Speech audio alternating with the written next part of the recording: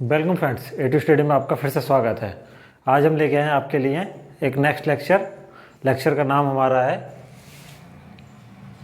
क्रम व्यवस्था। ये रीजनिंग का लेक्चर नंबर 8 है हमारा और चैप्टर का नाम है हमारा, लेक्चर का नाम है क्रम व्यवस्था। इसके अंतर्गत जो सवाल आते हैं वो किसी क्रम में होते हैं और उस क्रम के अनुसार हम सवालों को सॉल्व करना होता है। अब उसके अंतर्गत कितने टाइप्स हैं आज की इस वीडियो में हम उसी पे डिटेल से समझते हैं। चलिए समझते हैं। पहले तो टाइप फर्स्ट आप देख रहे हैं, पहला है आपका रेखीय क्षेत्रीय क्रम व्यवस्था। तो जो इसके अंतर्गत है, इसके अंतर्गत कोई भी एक सीधी लाइन में या सीधी पंक्ति कह दो, सीधी लाइन कह दो, उसके अंतर्गत सभी एक लाइन में होंगे और उनका जो है स्थान बताना होगा आपको कि उस पंक्ति में कोई आदमी कहाँ पे बैठा है। या कोई स्टूडेंट, जैसे मान लो एक क्लास है उसमें 50 स्टूडेंट हैं और उस 50 स्टूडेंट में किसी का नाम बता दिया कि 25वें नंबर पे या 20वें नंबर पर सोनू बैठा है, तो उसके दाएं कौन होगा, उसके बाएं कौन होगा, इस तरह के इसके अंतर्गत सवाल आते हैं। जैसे कि इसके पहला जो टाइप फर्स्ट है, इसमें रेखीय क्रम व्यवस्था में हम देख रहे हैं, तो उसके अंतर्गत आपकी सीधी एक लाइन में बैठे होंगे कुछ स्टूडेंट होंगे या कुछ वस्तुएं होंगी और उनकी क्रम व्यवस्था दी गई होगी। तो उसमें इधर से आपका बाएं कहलाता है और इधर आपका दाएं कहलाता है। तो बाएं या दाएं से उस पंक्ति का आपको स्थान बताया गया होगा कि तीसरे स्थान पे कोई सोनू बैठा है और उसके दाएं या बाएं कौन होगा, दाएं इस साइड में और बाएं इस साइड में कौन होगा। इस तरह के सवाल इसमें पूछे जाते हैं। अब इसको हम समझ लेते हैं, एक एग्जाम्पल लेके देख लेते हैं कि किस तरह से इसको हमें समझना है। एक एग्जाम्पल आपका क्या बोल रहा है, एग्जाम्पल को पढ़ लेते हैं पहले। 5 मित्र एक पंक्ति में बैठे हैं, 5 मित्र हैं, वो एक सीधी रेखा पे बैठे हैं और उनके नाम है आपके P, Q, R, S और T, ये है नाम है। अब उसमें कंडीशन दी होगी, जैसे कि मैंने पहले समझाया था कि इसमें कोई ना कोई कंडीशन दी होगी, आगे या बाएं या बीच में कोई बैठा है, उस हिसाब के इसमें सवाल होते हैं। अब यहाँ जो कंडीशन दी है उसमें क्या दी है, P आपका T और Q के बीच में बैठा है, T और Q के बीच में P बैठा है, ठीक है। जबकि T जो है आपका S के दाहिने है, जो S है उसके T दाहिने होगा। अब जो S और R आपके अंतिम छोर पर है, S और R अंतिम छोर पर है, तो ठीक बीच में कौन है, तो हमें निकालना है ठीक बीच में कौन है। ऑप्शन उसमें दिए हैं सारे। तो इस तरह के सवालों को सॉल्व करने के लिए हमको पहले बाएं दाएं और एक सीधी रेखा खींच लेते हैं। सबसे पहले एक सीधी रेखा खींच लेते हैं और उसमें फिर हम बायां और दायां उसमें लिख देते हैं उसको, फिर बहुत ही ईजीली आसानी से इसको हम सवाल को कर पाएंगे। तो पहले हम यहाँ पे एक सीधी रेखा खींच लेते हैं। आपका ये एक हमने सीधी रेखा खींच ली यहाँ पे। अब उसमें कितने बताएं, 5 बताएं आपके, तो 1 2 3 4, ये 5 में यहाँ आ गया आपका। तो ये 5 आपके हो गए, ठीक है। 5 मित्र यहाँ पे हम बैठाएंगे इस लाइन में। अब कंडीशन देखते हैं क्या क्या कंडीशन उसमें दी है, उन कंडीशनों के हिसाब से हम इसमें देखेंगे, ठीक है। तो कंडीशन क्या कह रही है, कंडीशन कह रही है P आपका जहाँ बैठा है वो T और Q के बीच में बैठा है, ठीक है। तो P जहाँ बैठा हो गया आपको T और Q के बीच में बैठा हो गया। और T जो है आपका S के दाहिने हैं और S और R अंतिम छोर पे हैं, तो S और R यहाँ पे आएंगे, ठीक है। तो यानी कि अगर हमें P को बैठाना है तो P को बीच में लेना होगा यहाँ पे। तो P हमने यहाँ बैठा दिया और कहाँ बैठा है, T और Q के बीच में बैठा है। अब हम T को अगर इस साइड लिख लें और Q को यहाँ लिख लें तो P हमारा ऑटोमेटिकली T और Q के बीच में आ गया, ठीक है। उस तरह से अब समझते हैं इसमें आगे क्या है। जबकि T जो है S के दाहिने है, तो T हमने यहाँ लिख दिया है और S के दाहिने कब आएगा, अब इधर है बायां, ठीक है, और इधर है दाएं। तो ये सबसे पहले नोट कर ले, ओके। बायां और दायां किधर होता है, तो हमारा जो बायां है वही इस सवाल का भी बायां होगा और हमारा जो दायां है उस सवाल का दायां होगा। जब हम अपने कंप्यूटर स्क्रीन को या सवाल को देख रहे हैं उस समय जो हमारा बायां है वही बायां इस सवाल का भी है, और जो हमारा दायां है वही दायां इस सवाल का भी होगा। ठीक है, उस हिसाब से हमने यहाँ पे लिख दिया। अब कंडीशन क्या कह रही है? कंडीशन कह रही है आपका एस, कंडीशन कह रही है टी एस के दाहिने है। टी तो यहाँ पर है, अब एस के दाहिने कब होगा? जब टी के बाएं में अगर एस लिख देंगे हम इधर, तो एस के दाहिने जब भी तो टी आएगा इस साइड में। भाई इधर हम अगर एस लिख देंगे तभी तो एस के दाहिने आपका टी आएगा, क्योंकि दायां एस हमारा इस डायरेक्शन के अंदर का दायां है। तो ये कंडीशन पूरी होगी आपकी सेकंड। अब थर्ड कंडीशन क्या कह रही है? आपका एस और आर अंतिम छोर पर हैं। अब एस तो हमने यहाँ लिख ही दिया अंतिम छोर पे, अब आर बच गया तो आर आ गया यहाँ पे। ठीक है फ्रेंड्स, तो अब क्या पूछ रहा है इसमें? तो कौन ठीक बीच में बैठा है? तो कौन ठीक बीच में बैठा होगा? तो यहाँ पे P जो आपका आ गया निकल के, वो आपका ठीक बीच में बैठा है। तो इस सवाल का आपका ऑप्शन नंबर ए करेक्ट हो गया, P ठीक बीच में बैठा है। तो इस तरह के सवालों को करने के लिए सबसे पहले हम पेपर में एक लाइन खींच लेंगे और उसके बाद में हम उस पर बायां या दायां ये नोट कर लेंगे, और इस नोट करने के बाद में उसकी कंडीशन के, सवाल की कंडीशन के हिसाब से हम उसमें सभी को लिखते हुए चले जाएंगे, सभी को बैठाते हुए चले जाएंगे, जितने भी स्टूडेंट्स या व्यक्तियों के नाम दिए गए हैं उनको बैठाते हुए चले जाएंगे। उस हिसाब से हम यहाँ पे उन सवाल को ईजिली सॉल्व कर सकते हैं। अब इसमें हम देख लेते हैं नेक्स्ट टाइप क्या है। अब इसमें नेक्स्ट सेकंड टाइप देख लेते हैं। सेकंड टाइप आपका है लंबवत या ऊर्ध्वाधर क्रम। जो लंबवत या ऊर्ध्वाधर क्रम, तो इस बहुत सारे जो स्टूडेंट होंगे या कोई किसी की तुलना आपस में करनी होगी, तो उसमें आपका लंबाई के आधार पे, ऊंचाई के आधार पे, वजन, बुद्धि और आदि, इन सभी के आधार पे उनमें आपस में तुलना करी जाएगी। भाई किसी की लंबाई कितनी है, तो इसमें ऐसे टाइप के सवाल आते हैं जैसे कि मानो कि कुछ कैंडिडेट्स की जो लंबाई इतनी है, किसी स्टूडेंट की लंबाई दूसरे से ज़्यादा है या तीसरे की छोटी है, तो इस तरह से लंबाई के आधार पे उसमें सवाल आते हैं। और फिर ऊंचाई, तो कोई स्तंभ या कोई बिल्डिंग कितनी ऊंची है, या कोई पेड़ या पौधा ऊंचा है या छोटा है, उसके आधार पे उनमें आपस में तुलना होती है। या वेट के हिसाब से होगी, या वजन के हिसाब से, या बुद्धि के हिसाब से, कि कोई स्टूडेंट ज़्यादा ईमानदार है, ज़्यादा होशियार है, उसके हिसाब से जो तुलनात्मक सवाल हैं इसके अंतर्गत वो सवाल आते हैं। तो आगे हम देखते हैं, इसमें एक एग्जाम्पल लेके समझ लेते हैं कि किस तरह से इनके आधार पर सवाल बनते हैं हमारे। बी ए से उम्र में दुगना बड़ा है, ठीक है, दुगना बड़ा है, लेकिन एफ से दुगना छोटा है आपका। बी जो है ए से दुगना बड़ा है लेकिन एफ से दुगना छोटा है। सी की जो आयु है आपकी ए से आधी है लेकिन डी से दुगनी है। तो दूसरा सबसे बड़ा कौन है? जो दूसरा सबसे बड़ा होगा वो कौन है? यानी सबसे बड़ा एक होगा, उससे छोटा जो है वो बताना है इस सवाल के अंतर्गत।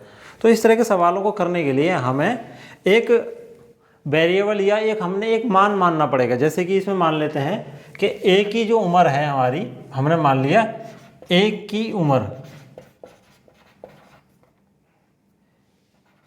ए की उम्र x मान ली हमने यहाँ पे, ठीक है। अब इसके आधार पर हम इस सवाल को बहुत ही आसानी से सॉल्व कर सकते हैं। देखते हैं कैसे करेंगे। अब कह रहा है b जो है a से दुगना बड़ा है, तो b जो है आपका a हो गया x, यानी a इक्वल टू x हो गया, ठीक है। अब b क्या कह रहा है? b आपका है a से दुगना, तो 2 इंटू ए हो जाएगा, a से दुगना हो गया। a को हमने x माना है तो b आपका निकल के आ गया आपका 2 इंटू बी निकल के आ गया आपका 2x निकल के आ गया आपका, ठीक है। अब दूसरी कंडीशन क्या कह रहा है? लेकिन f से दुगना छोटा है। f जो है b से दुगना बड़ा है, तो b जब वो b के इक्वल जब हो जाएगा, जब b को हम 2 से गुणा कर देंगे तो f इक्वल टू 2b आ जाएगा। और हमारा b क्या निकल के आया? b निकल के आया आपका x, 2x निकल के आया, b हमारा 2x निकल के आया। तो 2 इंटू 2x कितना हो गया आपका? यहाँ पे 4x हो गया f। तो ये f बराबर आपके आ गया 4x निकल के। c की आयु a से आधी है, जो c है आपका उसकी आयु a से आधी है। c की, तो a की उम्र जितनी होगी उसका हम आधा कर दें तो वो c की आयु निकलेगी। a को हमने x माना है और a को x माना है, तो यहाँ पे c की निकल के आई x/2, ठीक है। तो c बराबर हो गया आपका x/2, यहाँ पे निकल गया है f बराबर निकल गया है 4x, a बराबर निकल गया है x के। लेकिन c की आयु a से आधी है, तो हमने c की आयु a से आधी निकाल के x/2 निकल के आ गया आपका। अब कह रहा है लेकिन d से दुगनी है, तो d से दुगनी कैसे हो जाएगी आपका, c = 2 की गुणा अगर हम d में कर दें तो c की आयु d से दुगनी जब ही हो गई। अब d की आयु अगर हमें निकालनी है तो इस 2 को हमें c के नीचे लाना होगा आपको, तो यहाँ पे d और =2 इधर लेके आएंगे तो c/2 हो जाएगा। अब c की उम्र कितनी है हमारी, यहाँ पे c की उम्र निकल के आई है x/2, तो c की जगह हम x/2 अगर रख देंगे x/2 और यहाँ पे 1/2 पहले से ही है, तो ये d की उम्र निकल के आएगी आपका x/4, x/4 निकल के आई। अब हम इसको एक सीक्वेंस में लिख लेंगे कि कौन सबसे बड़ा है यहाँ पे। तो a की आयु हमारी x है, b की आयु 2x है, f की आयु 4x है, c की आयु हमारी x/2 और d की आयु इतनी। तो सबसे बड़ा यहाँ पे आ गया f, तो सबसे बड़ा हमारा आ गया f निकल के, f सबसे बड़ा है। उससे छोटा आपके निकल के आया आपका b, क्योंकि ये 2x है, ये आपका b निकल के आया। उसके बाद में आपका a निकल के आया और उसके बाद में आपका c निकल के आया, c की उम्र है, और उसके बाद में d। तो ये जो उम्र सीक्वेंस निकल के आई है, इसमें पूछा है दूसरा सबसे बड़ा कौन होगा, तो ऑप्शन दूसरा सबसे बड़ा b है, तो ऑप्शन नंबर A करेक्ट। अब इसी क्रम में हम देख लेते हैं इसमें नेक्स्ट टाइप थर्ड है हमारा। टाइप थर्ड है आपका श्रेणी क्रम व्यवस्था। जो श्रेणी क्रम व्यवस्था है उसके अंतर्गत क्या सवाल आते हैं, तो उसमें किसी एक लाइन या पंक्ति में कुछ स्टूडेंट या व्यक्ति होते हैं और उनके आप एक सिरे से या एक बाएं से या दाएं से आप उसका स्थान बताएंगे, और उसके एवरेज में उसके दाएं या बाएं से उसके उल्टा उसका स्थान पूछा जाता है, ये बाएं से या दाएं से किस स्थान पे होगा। जैसे कि समझते हैं कि एक लाइन है आपका और इसमें आपके कई सारे स्टूडेंट हमारे बैठे हैं, तो उसमें कह दिया कि जो ये बायां है आपका, बाएं से दूसरे स्थान पे ए बैठा है, ठीक है। तो दाएं से वह कौन से स्थान पे होगा, कुल बता देगा आपका। इसमें 5 हैं कि 5 स्टूडेंट बैठे हैं और बाएं से ए का स्थान दूसरे नंबर पे है, तो दाएं से उसमें ए का स्थान क्या होगा। तो इस श्रेणी क्रम व्यवस्था में इसके आधार पर कुछ सवाल आते हैं, तो उसके लिए एक फॉर्मूला है, एक सॉल्यूशन निकालने का एक तरीका है, वो हम समझ लेते हैं वो क्या है, ठीक है। एक आपका है फॉर्मूला, क्या कह रहा है, किसी कक्षा या पंक्ति में कुल व्यक्तियों की संख्या, अगर कुल व्यक्तियों की संख्या निकालनी है तो उसमें आपका क्या होगा कि किसी एक व्यक्ति का बाएं से या ऊपर से, ठीक है, किसी एक व्यक्ति का बाएं से, जैसे हमने ए का हमारा स्थान बता दिया 2 नंबर है, बाएं से या फिर ऊपर से वर्टिकल लाइन हो आपका, वर्टिकल लाइन के हिसाब से खड़े हों सारे, तो उसमें ऊपर से या नीचे से, ये नीचे से है। तो ये कह रहा है किसी एक व्यक्ति का बाएं या ऊपर से स्थान और उसी व्यक्ति का आपका प्लस करके बताया गया, प्लस उसी व्यक्ति का दाएं से क्रम। तो दाएं से हम गिनेंगे 1 2 3 4 5 नंबर पे ये है, कुल मिला के यहाँ पे 6 स्टूडेंट मान लो, तो माइनस का 1 कर देंगे तो उसकी संख्या निकल के आएगी टोटल, कि उस लाइन में टोटल कितने स्टूडेंट हैं या व्यक्ति हैं, ठीक है। अब इसमें इसी को हमने पलट के इधर उधर कर दिया, जैसे कि इसको उठा के हम इस साइड ले आएँ और इसको उठा के इस साइड ले जाए, या फिर इसको हम यहीं रहने दें और इनको उठा के इस साइड ले आए, तो हमें बाएं या ऊपर से क्रम निकल के आएगा। या फिर हम दाएं को यहीं रहने दें इस वाले पॉइंट को, और बाकी को उठा के इस साइड ले जाएं, तो इसमें से कुल व्यक्तियों की संख्या में से ये संख्या घट जाएगी तो निकल गया। जैसे 2 नंबर पॉइंट हमारा है, 2 नंबर पॉइंट क्या कह रहा है कि व्यक्ति का पंक्ति में दाएं से या नीचे से कौन सा स्थान होगा, दाएं से या नीचे से कौन सा स्थान होगा, यानी कि इधर साइड से या नीचे से कौन सा स्थान होगा। क्या होगा कि कुल कितनी संख्या है उस पंक्ति में, कितने स्टूडेंट हैं कुल, और ऊपर से उसी व्यक्ति का क्या स्थान है ऊपर से, यानी ऊपर से ये या बाएं से, या इस डायरेक्शन से उसका क्या स्थान है, और +1 कर देंगे आपका, तो वो दाएं से उसका स्थान निकल के आ जाएगा। उसी तरह से तीसरा पॉइंट क्या कह रहा है, व्यक्ति का बाएं से या ऊपर से, व्यक्ति का बाएं से या ऊपर से क्या स्थान है, स्थान की संख्या क्या है। तो कुल कितने व्यक्ति हैं उसमें लाइन में, और उसके दाएं से व्यक्तियों को घटा देंगे और +1 कर देंगे, तो उसकी स्थान निकल के आ जाएगा आपका। तो ये इसमें फॉर्मूला है। जैसे कि अब इसको हम किसी एक एग्जाम्पल लेके समझते हैं कि एग्जाम्पल से ज़्यादा इजी हो जाएगा इस फॉर्मूले को समझना, और ये फॉर्मूला बहुत ही आसान है।